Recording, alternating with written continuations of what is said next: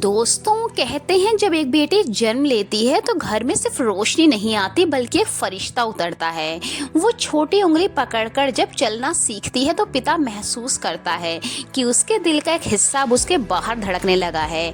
लेकिन इस दुनिया की सबसे कड़वी हकीकत है वो दिन जब बेटी विदा होती है। एक शाम में सालों की यादें आंसुओं में बदल जाती हैं और एक पिता सिर्फ दुआओं में बदल कर रह जाता है।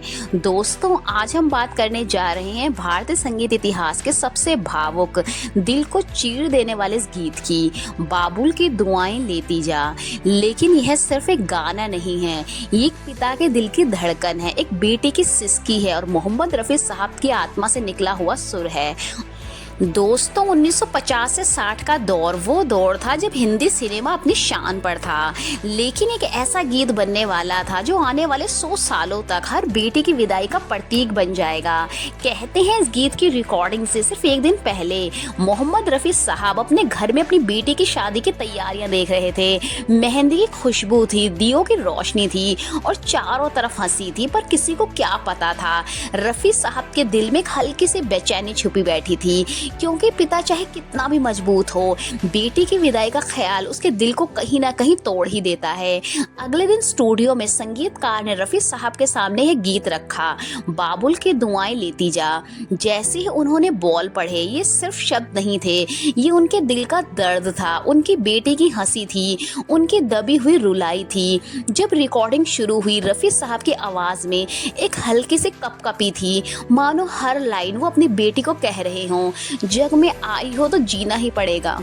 हर शब्द के साथ उनकी आंखों में यादें तैर रही थी, बेटी का बचपन, उसकी पहली चाल, उसका स्कूल का पहला दिन और वो पल जो वो उनके कंधे पर सर रखकर कहा करती, अब्बा आप हो ना मेरे साथ। और आज गीत में वही लम्हे जिंदा हो रहे थे।